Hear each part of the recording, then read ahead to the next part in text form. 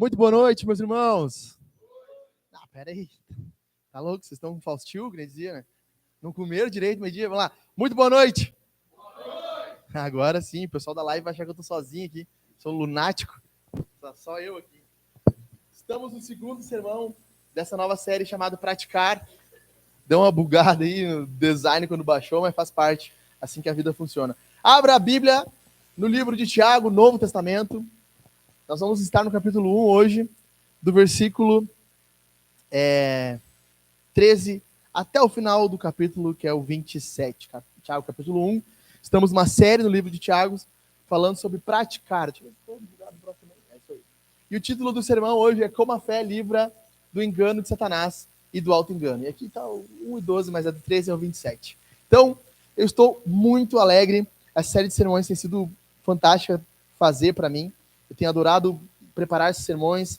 Eu tenho aprendido muito. E eu gosto disso quando o sermão, em muitos lugares, o pregador ele é um profissional.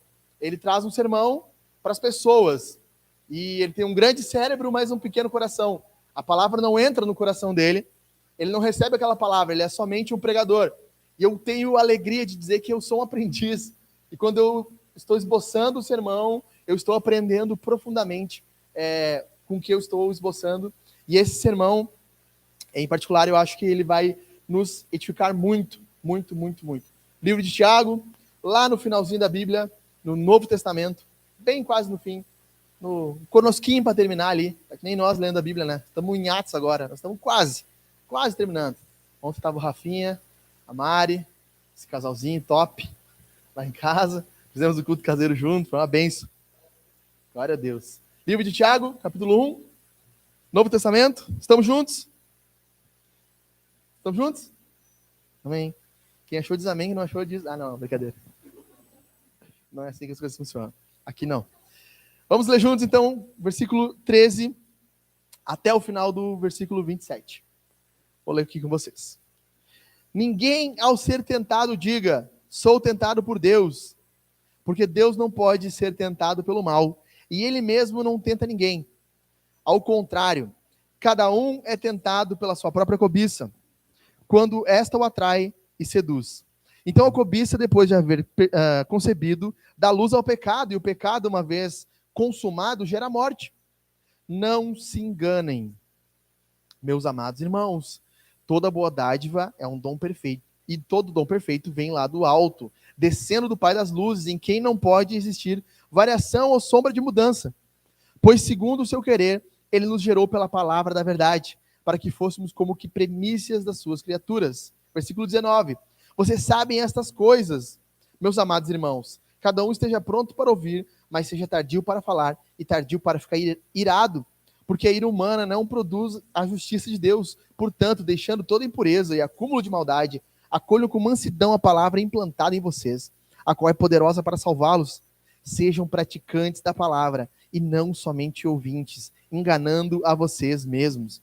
Porque se alguém é ouvinte da palavra e não praticante, assemelha-se àquele a que contempla o seu rosto natural num espelho, pois contempla a si mesmo, se retira e logo esquece como era a sua aparência. 25. Mas aquele que atenta bem para a lei perfeita, lei da liberdade, e nela persevera, não sendo ouvinte que logo se esquece, mas operoso praticante, esse será bem-aventurado no que realizar.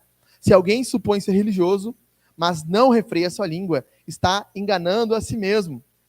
A sua religião é vã, a religião pura e sem mácula para com o nosso Deus e Pai é esta: visitar os órfãos e as viúvas nas suas aflições e guardar-se incontaminado do mundo. Se você pudesse marcar aqui qual foi a palavra que mais apareceu nesse texto, qual você acha que seria? Tá no título do sermão aí, gente. Tá. Palavra engano. Engano, ela aparece 6 vezes nesses trechos. Ela vai aparecendo, algumas são variações, outra é a mesma palavra no original, mas o foco dessa sessão do final do capítulo 1 do Tiago é o engano. E deixa eu contar para vocês, todos nós estamos sujeitos a nos enganar. Todos nós estamos sujeitos a enganar. Nós estávamos numa janta com uns amigos nossos há um tempo atrás, e nós morávamos onde mora a Dirce, edifício Canela, certo? É o Canela ou Gramado? Canela. E aí um dos nossos amigos saiu para comprar alguma coisa, não lembro exatamente o que, tu lembra o que ele foi comprar? Nós morávamos no Gramado naquela época, viu? Eu me enganei. Nós morávamos no Gramado e nós estávamos na casa da uma amiga nossa, a Jenny, filha da dona Bea. Nós estávamos lá e ele tinha saído para comprar alguma coisa. E o prédio é um do lado do outro, os prédios são iguais, eles só mudam as cores. E daí esse amigo nosso saiu, foi comprar as coisas, quando ele voltou, ele apertou no interfone lá, ninguém atendeu, ele abriu o portão estava meio aberto, o portão é crônico isso, né? Aí entrou no apartamento e começou lá, né? Gente, abre a porta aí, gente. Abre a porta, gente. E a pessoa do lado de dentro, quem que é? Ah, gente, deixa de sacanagem. Sou eu, gente. E abre. Pô, gente, não faz isso. Abre pra mim. E a pessoa, eu vou chamar a polícia. Para de perturbar. E ele, pô, Jô, para aí, abre a porta, meu. Jô sempre sacaneando, né? Abre a porta. E o cara batendo na porta até que a mulher abriu e falou, vou chamar a polícia, sai daqui. O cara se enganou de prédio, se enganou de local e podia ter causado um baita de um problema para si mesmo. Esse é o ponto. As pessoas que estão enganadas, elas não percebem que estão enganadas. Elas só percebem que estão enganadas quando elas já chegam à consequência do engano delas. Para quem não sabe, em julho de 1944, os aliados invadiram a praia de Normandia. Mas, como havia muitos espiões, tanto alemães quanto britânicos, os aliados fizeram um falso ataque. Eles, pelas comunicações, se falavam que eles iam invadir tal local com tantos tanques e navios e paraquedistas, e os alemães focaram toda a energia naquele campo de batalha. E é engraçado você olhar os documentários quando você vê que o que eles atiraram lá foram manequins pendurados em paraquedas, tanques infláveis, que de longe pareciam ser blindados, mas de perto eram tanques infláveis. A Segunda Guerra Mundial foi ganha por causa de um engano. Os alemães se enganaram aonde ia ser atacado, foram ludibriados pela estratégia dos aliados, e por causa disso a praia de Normandia na França foi invadida. E aquele ponto foi central para a retomada do continente, que a Grã-Bretanha fica numa ilha, né? Não é bem no continente europeu. Faz parte da Europa, mas não é no continente europeu. Então, nós vamos perceber aqui, nesse trecho, que o engano é algo estritamente fatal para nós. E Tiago vai lidar aqui nesse pequeno trecho com 2 enganos. O primeiro engano é o engano que Satanás vai tentar causar em nós. E o segundo engano é o auto-engano, quando nós mesmos nos enganamos. Nós vamos focar primeiro nesse trecho, nessa parte do texto. E vamos lembrar de onde nós paramos semana passada. Nós falamos semana passada, Tiago 1 ao 12, falamos sobre provação, sobre dificuldades, problemas. E o título do sermão é Como a Fé nos ajuda a superar os dias maus. E nós terminamos mostrando que Deus quer que nós nos alegremos nos dias maus, porque Deus está trabalhando na nossa vida. Porém, o pensamento lógico de Tiago aqui, quando ele está escrevendo essa carta, é o seguinte: alguém poderia pensar assim, puxa vida, mas nessa provação que eu passei, ela foi tão terrível que eu pequei. Eu blasfemei contra Deus. Numa provação terrível, eu adulterei contra minha esposa. Uma provação terrível, eu tive que mentir num acidente, num roubo. E aí a pessoa diz, quem é o culpado pelo meu erro? Deus. E a diferença não é só de uma letra. Existe mais profundidade. A Bíblia diz que Deus testa, como nós vimos, mas não tenta. Quem tenta é Satanás. Satanás é o tentador. Mateus capítulo 4, versículo 3. Então o tentador apareceu para Jesus no deserto. Deus, ele nos testa visando aperfeiçoar o nosso caráter e a nossa fé. Satanás nos tenta visando a nossa destruição. E por isso que aqui Tiago começa mostrando para nós que nós precisamos olhar com calma para esse ponto. Porque nós somos campeões e no meio da aprovação, no meio de uma briga com a esposa, no meio da discussão do trânsito, nós somos campeões em achar o primeiro culpado. Nós não queremos assumir a nossa responsabilidade. Isso começa lá no Éden, quando Adão não assume a responsabilidade do pecado que ele havia feito, e nós, por genética, herdamos isso em nós e começamos a replicar. Então, a pessoa foi testada numa provação e ela, no meio da provação, pecou. E ela diz, quem me fez pecar foi Deus. E alguns teólogos discutem, Deus é o autor do pecado. Deus não é o autor do pecado.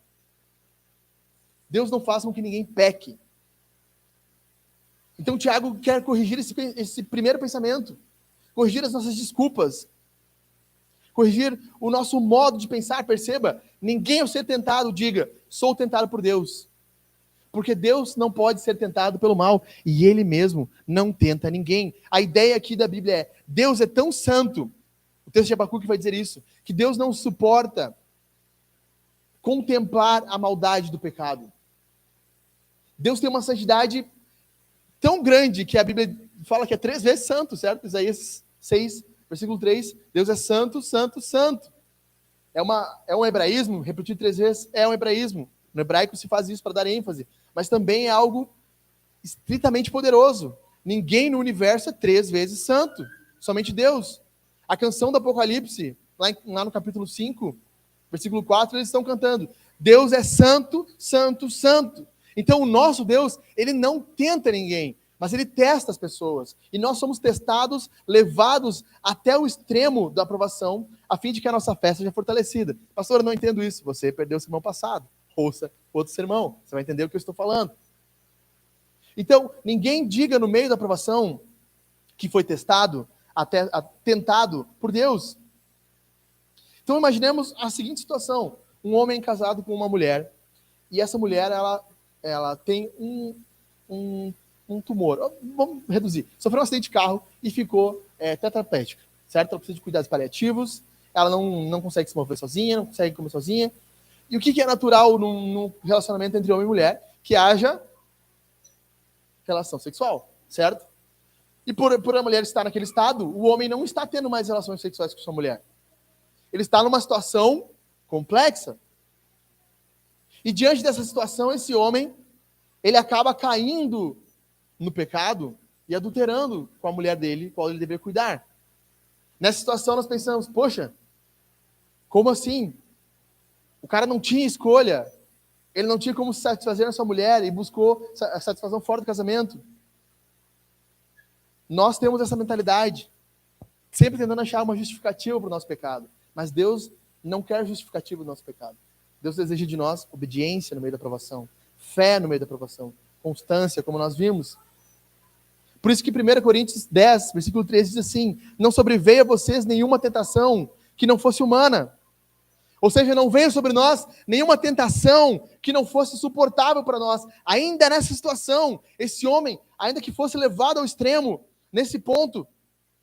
E Paulo continua dizendo, mas Deus é fiel e não permitirá que vocês sejam tentados além do que podem suportar. Então essa desculpa que eu não tive como evitar, sabe, ela começou a gritar comigo e eu tive que gritar de volta. Quantos homens vão dizer isso, né? Eu tive que me impor, eu tive que levantar a voz, eu tive que ser rude. Não é desculpa. Não é desculpa. Mas Deus é fiel e não permitirá que vocês sejam tentados além do que podem suportar. Pelo contrário, juntamente com a tentação, proverá livramento para que vocês a possam suportar. Então Deus provê sempre um meio. O problema é que nós, no meio do fogo da tentação, somos enganados por Satanás. E é isso que Tiago vai nos ensinar agora. Como Satanás nos engana. O engano de Satanás. Então, Deus não leva ninguém ao pecado, a pecar. Deus não quer isso de nós. Ele é santo, Ele é perfeito. Nós não podemos culpar Deus pelas nossas más escolhas e pelos nossos pecados. O que acontece? Tiago vai mostrar. O que está acontecendo, na verdade, é um engano de Satanás em vocês. Ao contrário, cada um é tentado pela sua própria cobiça. Quando este o atrai e seduz, então a cobiça, depois de haver concebido, dá luz ao pecado. E o pecado, uma vez consumado, gera morte. O que está sendo mostrado aqui? Um autor puritano chamado John Owen escreve um livro chamado Tentação e Mortificação do Pecado. Nesse livro ele diz que a tentação ela é como uma escada. Há um degrau, há um nível das coisas vão descendo. A tentação é uma escada. E há um degrau na queda, então. Tentação, você é tentado, você é enganado, então você peca, e quando você peca, produz morte. Essa é a ideia de Tiago. Há um nível de queda. Tentação, engano, pecado produz morte. Perceba no texto esses nuances. Primeiro, Tiago diz que ninguém ao ser tentado diga que é culpa de Deus. Pelo contrário, cada um é tentado pela sua própria cobiça. A palavra cobiça aqui, na NAA, talvez alguns tenham outras versões, que vai estar escrito assim, testado pelo seu próprio desejo. A palavra cobiça aqui, quando nós lemos, dá a entender que é algo ruim. Se tu ler assim a primeira vez, talvez vai lembrar do decálogo, 10º mandamento, não cobiçarás. Mas a palavra é desejo. Todos nós temos desejos. Todos nós temos desejos. E desejos são coisas criadas por Deus para nós. Escute isso, preste atenção nisso. Nós, quando temos fome, temos desejo de comer. Comer é pecado? Não. Comer em excesso é pecado? Sim. Nós, naturalmente, temos desejos sexuais. Os adolescentes, muito mais, né? Os jovens casais, né? Jovens solteiros, preparando para o casamento, creio que tenham mais tensões ainda. Agora, é errado o sexo dentro do casamento, conforme Deus permitiu? Não. A Bíblia incentiva. A Bíblia diz que o sexo deve ser feito dentro do casamento. Hebreus 13. Bendito entre todos é o leito do matrimônio. Não é o leito do namoro, não é o leito da enrolação, é o leito do matrimônio. Deus incentiva a relação sexual e manda que nós tenhamos a relação sexual dentro do casamento. Mas o desejo sexual suprido em outro local, seja dentro ou fora do casamento, antes ou fora do casamento, que é o que Jesus fala em Mateus 6, isso é pecado. Porneia, imoralidade. Desejos são naturais. A grande questão é, Deus nos criou com desejos, e os nossos desejos são a área onde Satanás tenta. Isso aqui é muitíssimo importante para você entender como funciona a tentação de Satanás na sua cabeça, para você entender como você pode vencê-lo. O que acontece com Jesus? Vocês lembram? Foi batizado nas águas, ele foi ao deserto, ficou 40 dias de jejum, sem comer. O diabo podia ter vindo no primeiro, dona Bé. Podia ter vindo no segundo, dona Dirce. No 10º, Alan. Mas a Bíblia diz que ele veio no 40º dia. No pico da fome. E ele fala para Jesus uma coisa muito simples. Se tu és o Filho de Deus, faz um pão. É pecado fazer um pão? Não é pecado fazer um pão. Jesus tinha fome, ele podia fazer um pão. Mas seria pecado ele buscar saciar a fome dele longe do propósito que ele tinha. Então, veja, Jesus, ele foi tentado. A tentação não é sinal de pecado, mas a tentação consumada é pecado.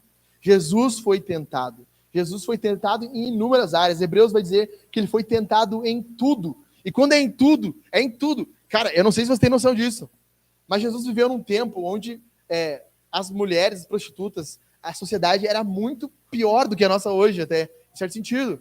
Jesus tocou em leprosos, Jesus curou, expulsou demônios de prostitutas.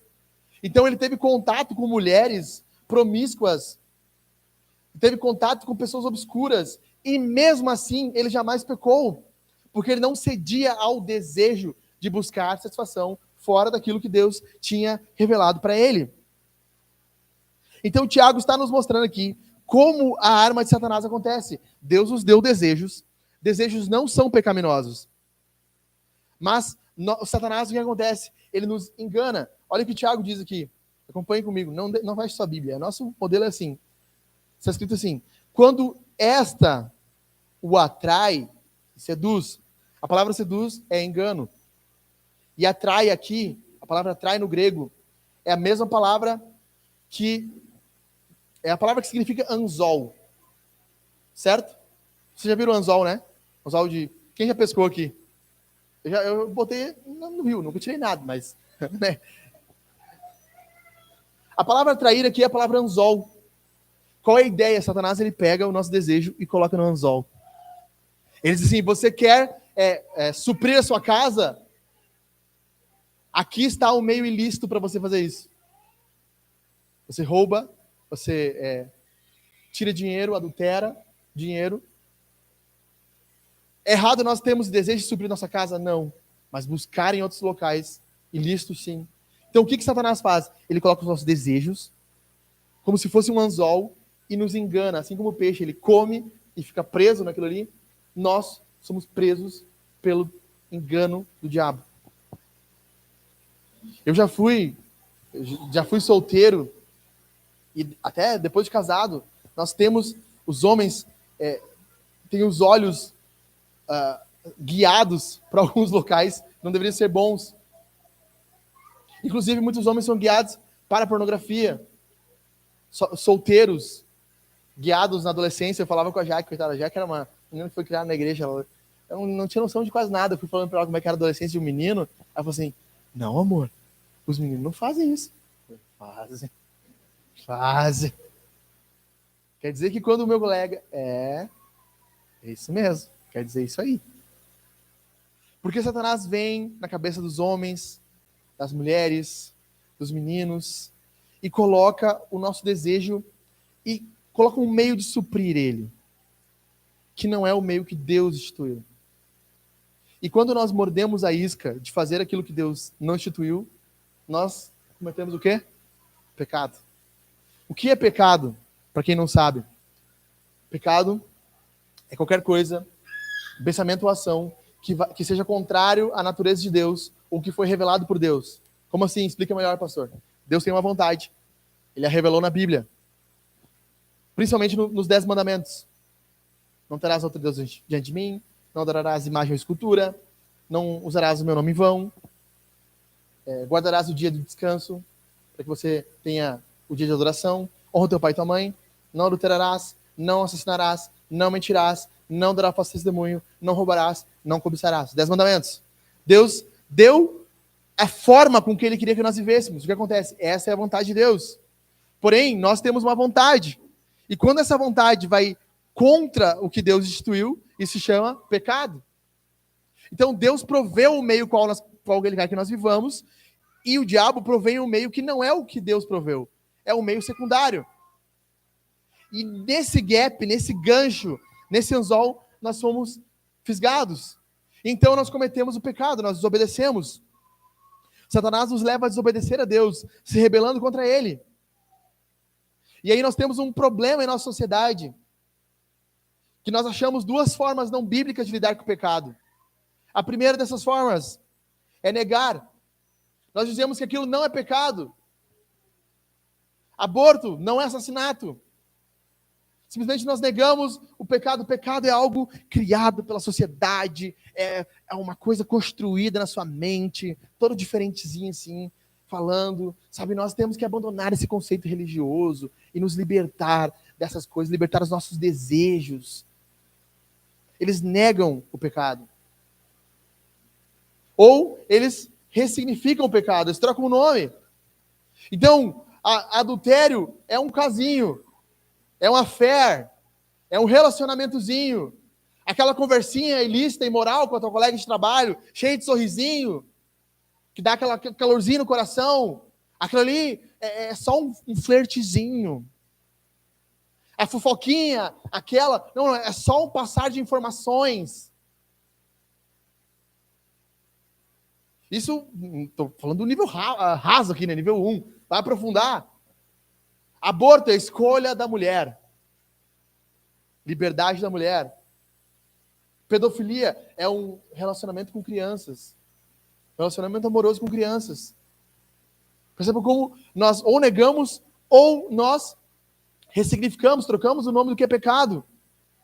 E a terceira forma que nós deveríamos lidar é nos arrepender. Neste ponto, nós chegamos no ponto de pecar aqui, nós pecamos, nós deveríamos, em vez de negar, dizer, não, isso aqui não é pecado, ou ressignificar, não, Deus, isso aqui aconteceu por causa aquele detalhe, não é tão pecado assim, eu olhei só uma fotinha, eu fiquei só um minutinho, só tive uma conversinha. Não, nós devemos dizer, Senhor, eu sou um imoral, eu fiz isso errado, eu sou um pecador maldito, eu nesse ponto caí, mas nós estamos tão secularizados, tão cheios da cultura, que nós não fazemos mais isso com o pecado.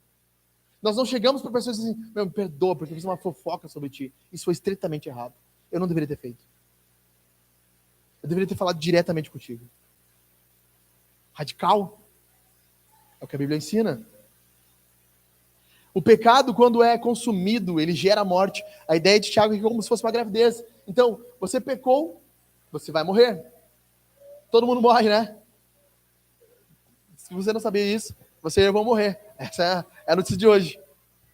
O coach dos fracassos. Eu e você vamos morrer. A Bíblia deixa claro que a morte entrou no mundo por causa do pecado. Adão pecou, Romanos 5, então a morte entrou no mundo, todos nós pecamos. Todos nós vamos morrer. Porém, a Bíblia deixa claro que existe uma segunda morte. Se não bastasse uma só, né, William? Tem duas. Qual é a segunda morte? Lago de fogo, o inferno. Se nós chegamos até o pecado e vamos receber a morte, nós podemos morrer uma vez e depois ser ressuscitados, ou morrer duas vezes e queimar para sempre no inferno. Neste ponto, meus irmãos, a Bíblia diz em Romanos 6, versículo 23, o salário do pecado é a morte. Não tem escolha. Todos nós, se não nos arrependermos, nós iremos para o inferno. Mas que pregação dura, pastor. Mas Jesus falou a mesma coisa. Os caras viram Jesus. Caiu uma torre em cima do pessoalzinho lá que estava adorando o imperador. O que o Senhor diz para eles?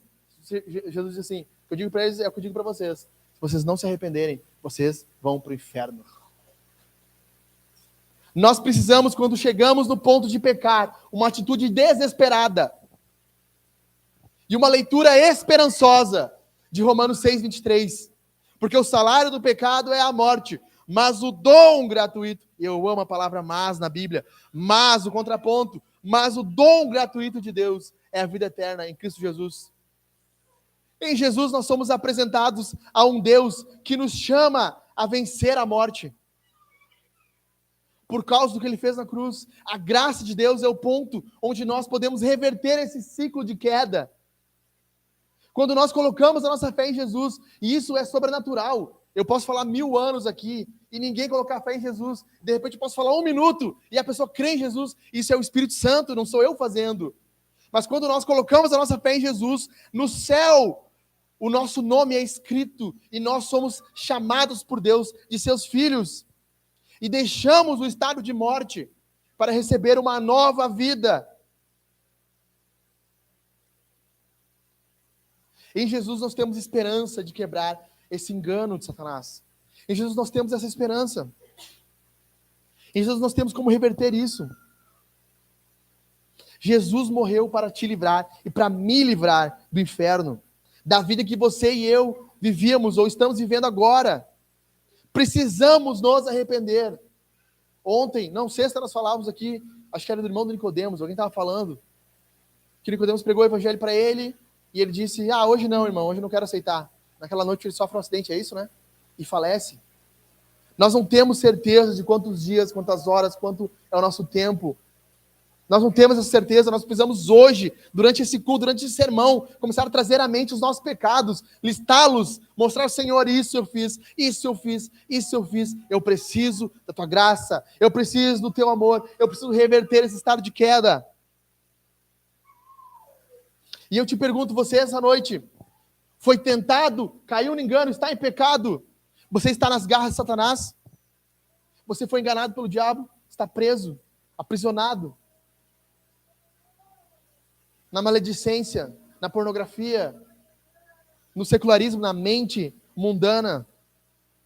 Satanás está tentando você, tem algum pecado aqui que você está vendo, que Satanás está te tentando, e neste momento que eu estou falando isso aqui, você está percebendo, cara, Satanás estava tentando me levar a fazer isso, e eu não tinha percebido, agora eu percebo a estratégia do diabo, eu percebo como ele age, como ele trabalha na minha mente, como ele pega os meus desejos e tenta supri-los de forma errada.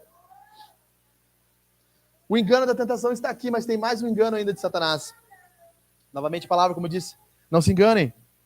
Minha filhada ama minha voz, por isso que ela faz isso. Não se enganem, meus amados irmãos, versículo 17. Toda boa dádiva e todo bom dom perfeito vem lá do alto, descendo do Pai das luzes, em quem não pode existir variação ou sombra de mudança. Pois segundo o seu querer, ele nos gerou pela palavra da verdade, para que fôssemos como as primícias das suas criaturas. Satanás não quer que nós só pensemos errado sobre o pecado. Satanás quer que nós pensemos errado sobre Deus. Por isso que Tiago diz, falou sobre a tentação e diz, não sejam enganados, meus irmãos. Estejam atentos a esse ponto. Porque Deus é um Deus bondoso. E aqui estão 3 afirmações que Tiago dá para nós e que Satanás quer mudar nossa mente. Primeiro dessas afirmações: Deus é bom, toda boa dádiva vem e todo dom perfeito vem lá do alto. Deus é um Deus bom. Tudo que Deus faz é bom. Tudo que Ele fez na nossa vida é bom. Nos momentos ruins, Deus é bom. Deus é bom em todo tempo. Em todo tempo, Deus é bom. Essa é a visão da Bíblia. Deus não está fazendo mal no mundo. Ele está fazendo algo bom neste mundo. O problema é que Satanás quer que nós olhemos Deus e que nós dizemos: tu não é bom. Porque quando Deus cria Adão e Eva, Ele cria e diz: tudo é muito bom, tudo muito perfeito. Porém, quando Adão peca, ele diz: Deus, a culpa é tua. Tu não é bom, porque tu fez essa mulher e não foi a que eu pedi. As coisas não deveriam ter sido assim. Tu fez algo que era errado para mim.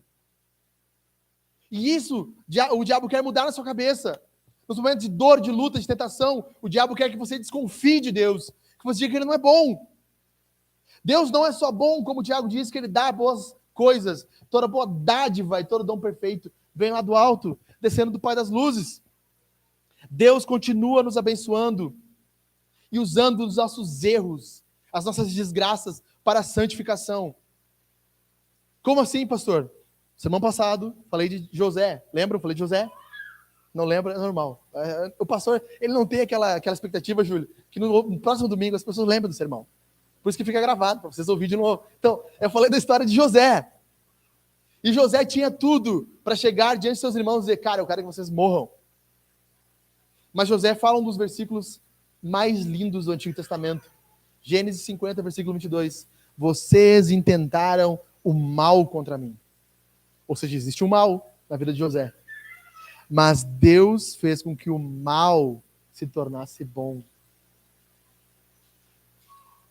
Embora na nossa ótica, os problemas que nós passamos, as tentações que nós temos, sejam tentações que nos levem, nos forcem a algo ruim, que nós não esperamos, que nós não queremos, uma cobrança, uma dívida, um acidente de carro, Deus está usando essas situações, não para nos tentar, mas para nos testar e nos transformar. Ele continua sendo bom. E essa é a terceira afirmação que Tiago fala. Toda a boa dádiva e todo dom perfeito vem lá do alto, descendo do Pai das luzes, em quem não pode existir variação ou sombra de mudança. Aqui os teólogos tiram uma coisa, chamada imutabilidade de Deus. Deus não muda. Deus é um ser eterno. Sabe o que isso significa para ti? Sabe o que isso significa para ti, Jô? Sabe o que isso significa para ti, Dirce? Deus era bom no passado, Ele é bom no presente e vai ser bom no futuro. Ele continua sendo bom. Por que Tiago fala isso? Porque essa é a mentira que o diabo conta para Eva. Quando o diabo chega para Eva no Éden, ele engana Eva. A palavra diz que Eva foi enganada. Como ele engana? Ele diz: Eva, Deus é bom. Ele criou um lugar bom. Ele colocou vocês num local bom. Mas ele não é tão bom quanto você pensa.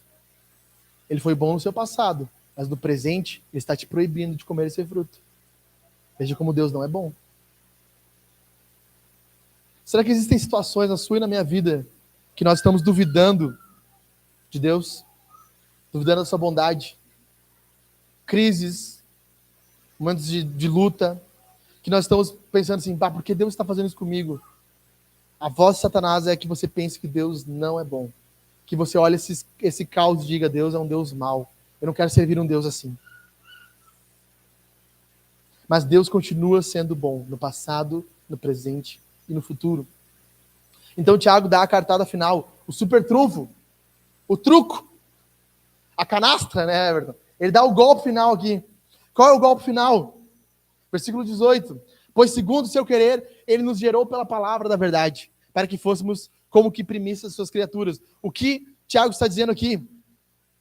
2 táticas infalíveis para você vencer o diabo. Primeira, Deus nos gerou. Isso aqui significa uma coisa: novo nascimento. Nós nascemos uma vez e nós precisamos nascer de novo. E quando nós nascemos de novo, quando nós nascemos do Espírito Santo, quando nós somos gerados de novo, e aqui os espíritas dizem que nascer de novo é reencarnar. Não é isso.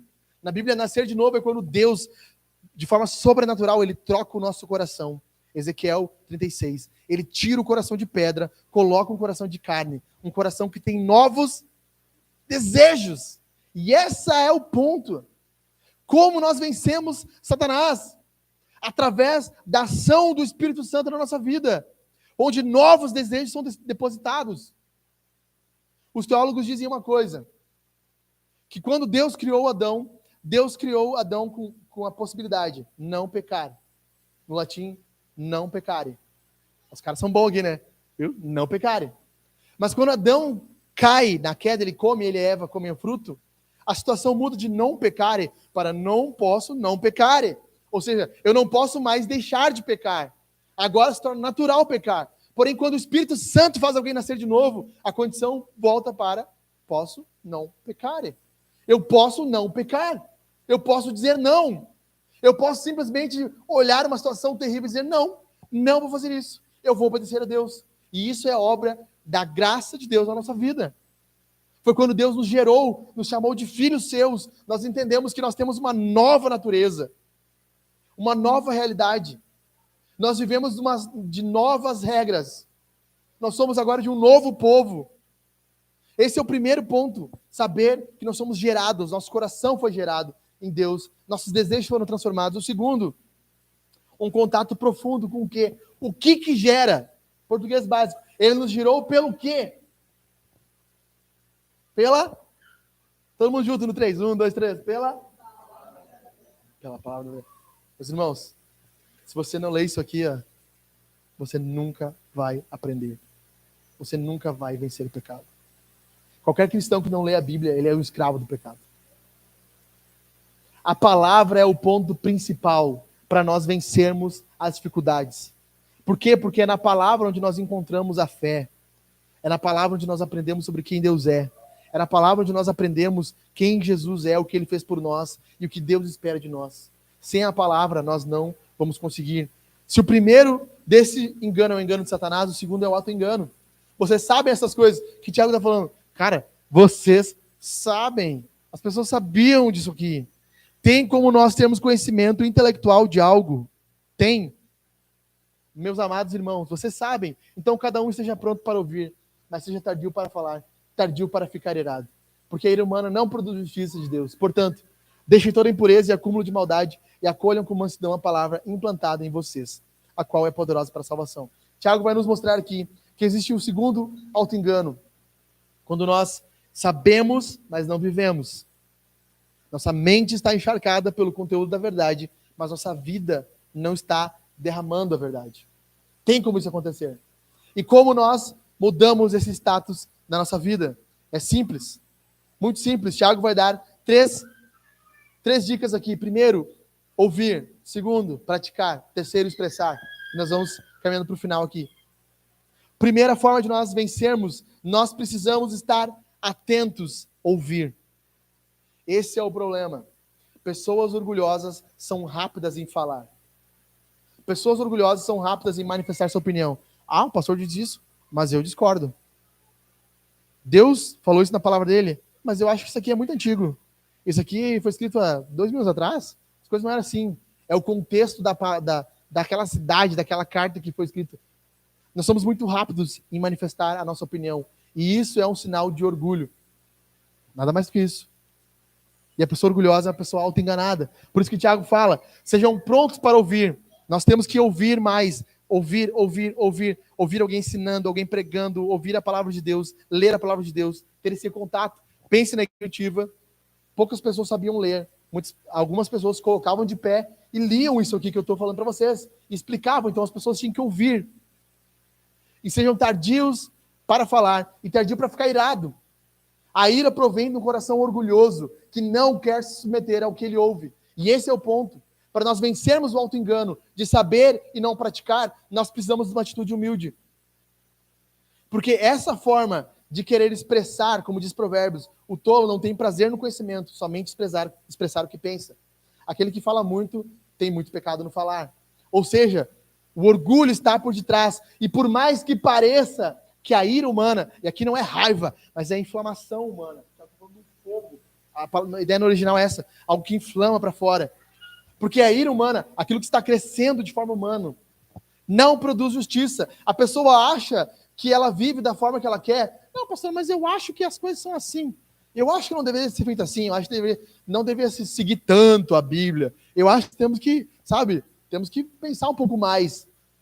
Isso não produz justiça. Tem aparência bonita, tem forma legal, parece muito aceitável, tolerante, mas é errado. Não produz justiça, embora pareça justo. Mas as coisas têm que ser, sabe, nós temos que avaliar a opinião de cada um, nós temos que avaliar a opinião da Bíblia. A sua e a minha opinião não importam, importa a opinião da Bíblia. Se a Bíblia fala, nós nos calamos. Ponto. Portanto, deixe toda impureza. Toda pessoa que vive sem ouvir a palavra de Deus, ela se torna impura. Sem exceção. E acúmulo de maldade. Uma vida impura acumula maldade. A palavra maldade significa impiedade. Impiedade é oposição a Deus. Ninguém que se acha sábio aos próprios olhos vive uma vida que agrada a Deus. Ninguém que se acha sábio aos próprios olhos vive uma vida que agrada a Deus. Aqui está o ponto. Acolham com mansidão. O contrário de rápido em falar, rápido em irar, é mansidão, é humildade. Nós simplesmente ouvimos e aceitamos. Queremos aprender como deve ser feito, o que deve ser feito. Sabe, muitas pessoas chegam na igreja e já chegam assim, não, eu acho que tem que ser feito assim, assim, assado. E eu pensei, meu irmão, chegou agora, cara. Calma. Talvez tu esteja certo, talvez nós vamos vir, mas, cara, nós estamos nesse negócio aqui há muito tempo. Então, sabe, pessoas são orgulhosas, elas não querem ouvir, e para vencer esse orgulho, para nós nos tornarmos bons ouvintes, nós precisamos de humildade. Talvez você é um orgulhoso. Se você ouve e pensa assim, mas fala em pensamento. Queridos amantes, pai, parece a minha voz que está dentro da minha cabeça. É, minha filha, é o teu pensamento. Isso se chama pensamento, a tua consciência. Talvez nós não expressamos com a boca, mas nós pensamos. Mas isso não é bem assim. Sabe, a pessoa está falando com a gente já está interrompendo ela mentalmente. Isso se chama orgulho. Nós precisamos acolher a palavra. E essa é a ideia. Nós precisamos entender que as coisas não vêm de nós. O que é acolher? É alguém que dá algo para você. Não é seu. O conhecimento bíblico, o conhecimento da palavra de Deus, não é nosso, é dado de graça. Nós precisamos receber aquilo, acolher aquilo. O primeiro desse auto-engano, então, é ouvir, praticar, saber e não praticar. Como nós vencemos ouvindo. O segundo, como é que nós vencemos o auto-engano? Praticando. Por isso que Tiago diz que nós devemos praticar. Então, para praticar, perceba que esse é o ponto do Tiago, nós temos que deixar de ouvir de forma superficial. Porque se nós só ouvimos, mas não praticamos, o que o Tiago está dizendo aqui? Vocês estão enganando a você mesmo. O que é isso? Auto-engano. Porque se alguém é ouvinte da palavra e não praticante, assemelha-se a alguém que contempla o seu rosto natural no espelho. Quantos de nós olhamos no espelho rapidinho, ajeitamos o cabelo, daqui a pouco nós estamos saindo, estamos olhando no vidro do carro para ver como é que nós estamos. Será que não ficou borrado o meu batom, né, Mari? Minha maquiagem, sabe? Será que não tem uma coisa no meu cabelo aqui? Né, William? Será que não tem uma coisa presa no meu cabelo aqui, né? Quantos de nós somos assim? O Tiago está dizendo, a pessoa que ouve e não pratica, o problema dela é uma coisa só: falta de atenção. Falta de atenção. Porque contempla a si mesmo, se retira e logo esquece. Então, para nós praticarmos, nós precisamos de uma mentalidade mais profunda. Agora perceba o que o Tiago fala, mas aquele que atenta, por isso que eu digo, falta de prática é falta de atenção. E o que é atenção? Atenção é meditar, parar, olhar. Por isso que Tiago diz que nós temos que fazer o quê? Atentar, meditar. E não é yoga. Entendeu? Não é isso aqui. Meditar não é isso aqui. Meditar é quando você pega um texto bíblico e você pega aquele texto e fica olhando para ele. Você pega um texto de João 3,16, porque Deus amou o mundo de tal forma que entregou seu único filho para que o mundo seja salvo, não se perca, mas tenha vida eterna. Certo? Você pega esse texto e olha, e você pensa assim, quem fez o quê nesse texto? Parece bobo, né? O pessoal do português, quem é o sujeito desse texto? Quem fez o quê? Quando você medita, você pare com atenção. Deus fez algo. O que ele fez? Amou. E o amor de Deus fez o quê? Enviou. Quando nós paramos com atenção, nós começamos a meditar na palavra. Nossa vida começa a ser transformada. Nossos pensamentos são inundados pelo aquilo que nós lemos. Nós simplesmente não lemos um texto, ouvimos uma pregação no domingo e acabou. Não, aquilo fica reverberando. Nós voltamos naquilo, pensamos de novo. Puxa, mas esse ponto... E às vezes as pessoas acham que todo o serviço está aqui para o pregador. O pregador vai, vomita aqui um monte de verdade e vocês vão pegando o que for bom. Não. Precisa ter atenção no que está sendo falado. Vocês precisam assumir no coração de vocês também quais são os pontos do que eu estou falando aqui que se aplica na minha vida. Quais são os pontos que eu preciso mudar na minha vida. Por isso que Tiago diz que nós precisamos estar atentos. Atentos ao quê, pastor? Atentos à leitura. Atentos à nossa vida devocional. Nós precisamos estar atentos à pregação. E por isso que eu falo várias vezes, pessoal, ó, atenção aqui, foca em mim. Não é porque eu quero ser a estrela do show, não é isso aí. É porque eu quero que vocês prestem atenção. Por que as crianças estão no Kids? Por que nós temos Kids aqui? Um dos pontos é para que também vocês possam prestar mais atenção. Não tá as crianças correndo, se pendurando no teto e nós tá ali atrás dela o tempo todo. Mas as crianças também podem ter uma pregação, não de 1 hora e tanto como essa aqui, onde elas vão entender mais. Como nós prestamos mais atenção no sermão. Nós vemos, esqueci a palavra. Anyway, qualquer coisa. Nós vemos preparados para o culto. Como eu venho preparado para o culto, pastor? Eu dormi bem na noite passada. Eu vim descansado.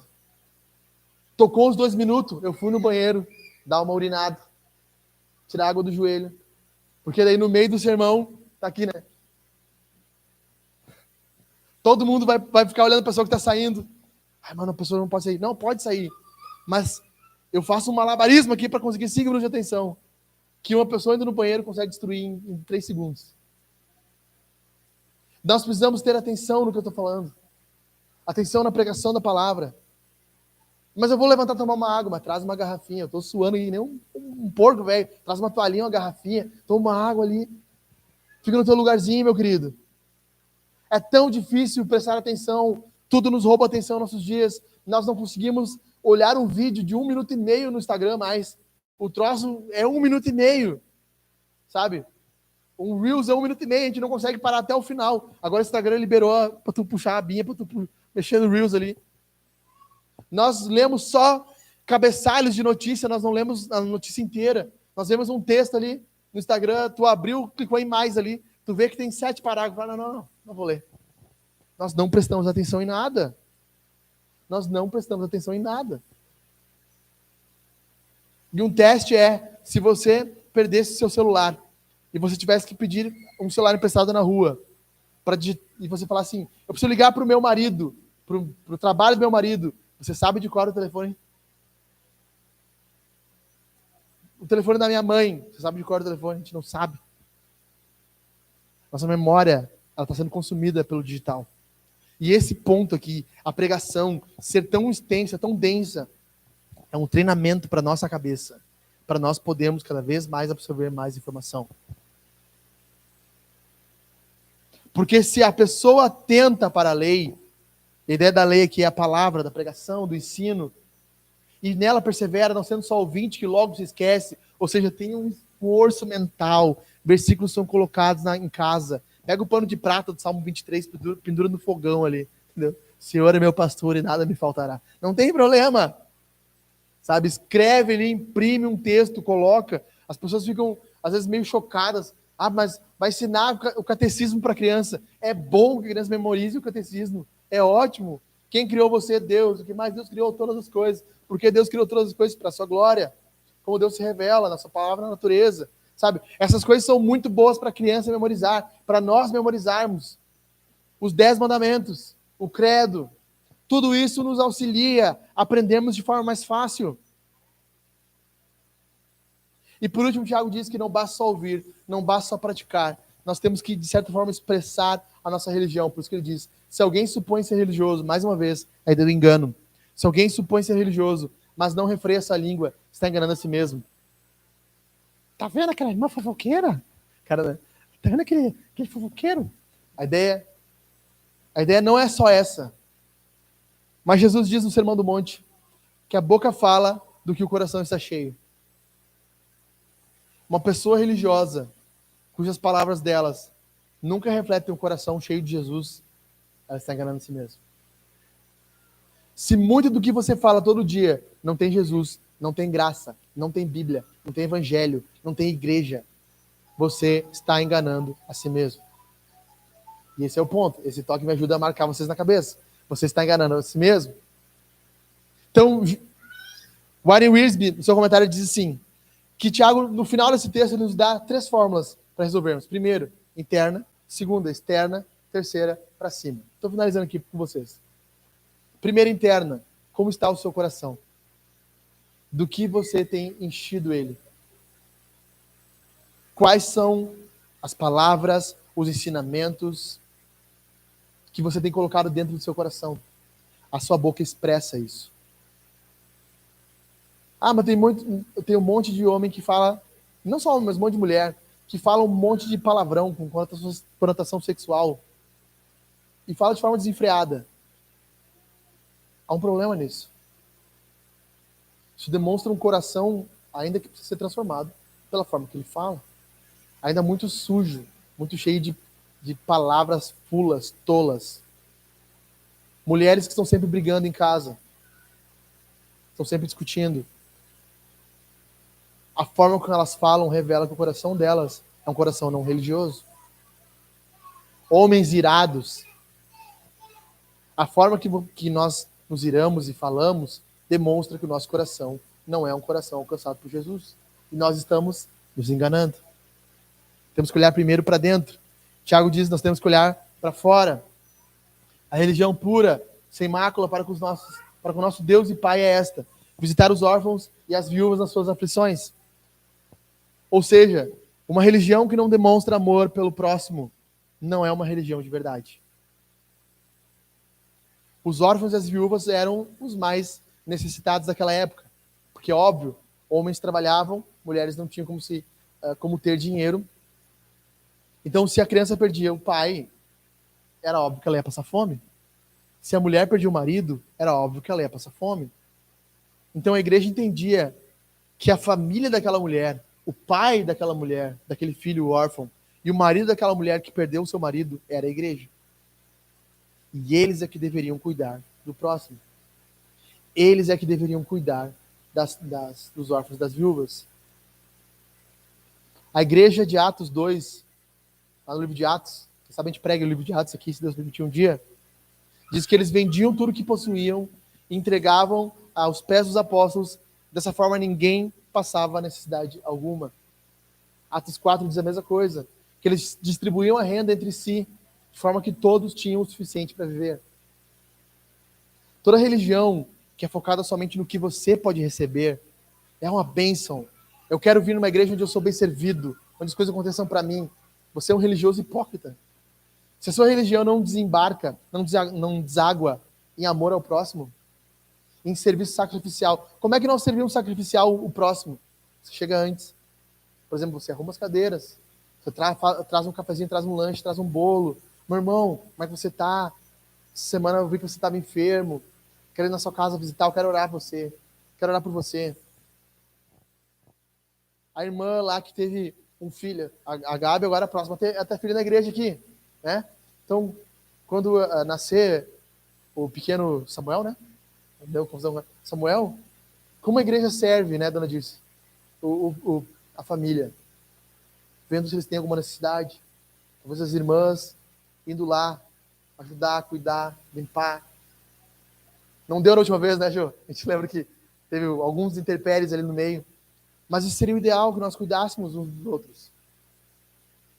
Irmãos passando por alguma aflição, nós vamos lá, nós oramos por ele. Nossa religião, se ela não for prática, ela é uma religião falsa. João diz na sua carta, em 1 João 3, nisso conhecemos o amor. que Cristo deu sua vida por nós. Portanto, também nós devemos dar a nossa vida pelos nossos irmãos. Dar o quê? A nossa vida. O que é a nossa vida? Minha casa, meu carro, minha família, meu tempo, meu dinheiro, meus dons, meus talentos, tudo para os meus irmãos. Nada é meu, tudo é nosso. Ah, mas isso é comunismo? Não, isso é cristianismo. Comunismo é quando o Estado pega e dá migalhas para algum. O cristianismo é quando tudo é de todos. Porque todos somos um em Jesus. A tua dor é minha, a tua alegria é minha. A tua tristeza, nós vamos supri-la. A tua dor, nós vamos supri-la. Assim que funciona. E por último lugar, nós olhamos para dentro, olhamos para fora, olhamos para cima. E guardar-se incontaminados do mundo. Nós precisamos de santidade. Um cristão sem santidade é um falso cristão. O que é santidade, pastor? Santidade é viver expressando uma vida que cumpre a lei de Deus. Que atenta para os seus mandamentos. Que busca conhecer a sua vontade. Um marido que era rude, um agressor, ele se torna um bom marido, que cuida da sua esposa, que pastoreia os seus filhos. Uma esposa que era briguenta, se torna agora uma esposa que ama o lar, ama a casa, cuida da sua família. Por quê? Porque ele ama Deus. E o amor a Deus transforma a forma que ele vive. Nós precisamos nos livrar do mundo.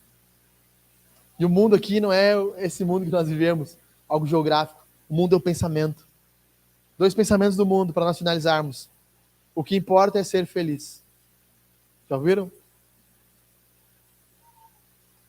O que importa é ser feliz. Não, o que importa é você obedecer a Deus. Se você puder ser feliz, amém. Se você não puder ser feliz, passar por provações, dificuldades, glorifica a Deus na sua tristeza. Segunda frase. Ninguém pode me julgar. Só Deus pode me julgar. Quantos cristãos pensam isso? Vivem sua vida sem prestar conta a ninguém. Contaminados pelo pensamento mundano.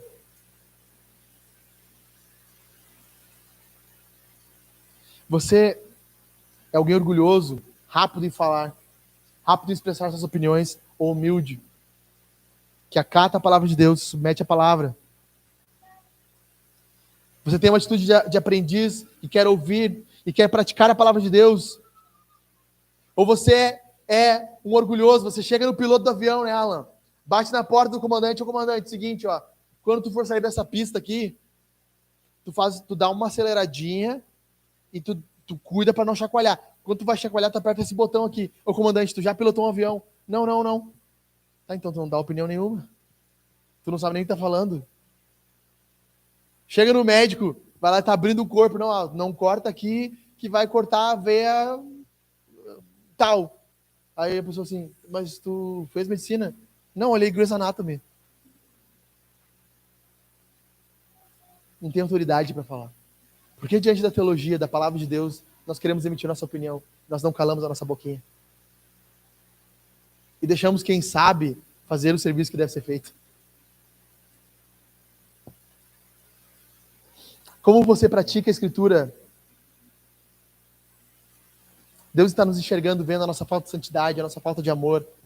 Deus está vendo o nosso coração e vendo as palavras que saem da nossa boca. Talvez você está pensando aqui nessa noite, cara, isso aqui me quebrou. Isso me destruiu. Talvez você está pensando assim, Deus, eu saí pior do que eu entrei, eu queria vir na igreja para sair bem. Essa é a beleza do Evangelho. Tiago é irmão mais novo de Jesus. Jesus venceu o diabo. A Bíblia diz que ele derrotou aquele que tinha poder sobre a morte, a saber, o diabo. Jesus venceu o diabo no deserto. Jesus venceu a tentação. Jesus não só venceu a tentação e o diabo, como ele venceu a morte na cruz. Ele triunfou sobre a morte. E essa é a boa notícia. O nosso irmão mais velho é um irmão vitorioso que vence o diabo. E na sua vitória, nós temos vitória. Esse Deus mostrou para nós que toda religião do mundo é inútil. O esforço religioso humano é inútil, por isso que ele manda o nosso irmão mais velho vir até o mundo e dizer: eu sou o caminho, eu sou a verdade e eu sou a vida, e ninguém vem ao Pai senão por mim. Não existe outra religião senão vir a mim pela fé. Este é o nosso irmão mais velho, seu nome é Jesus. Ele vence as nossas fraquezas. Fique de pé, nós vamos encerrar aqui orando. Esse é o momento que a professora do cultinho fala: graças a Deus, ele terminou. Jesus é bom demais, meus irmãos. Jesus é bom demais. É bom demais. Nós vamos cantar a música número 13 aqui. Nós vamos cantar que não há nada melhor que Jesus. Muito obrigado, você que está nos acompanhando pela transmissão. Deus te abençoe. Foi muito bom ter você até aqui neste momento. Nós vamos cantar, feche seus olhos. Nós vamos orar.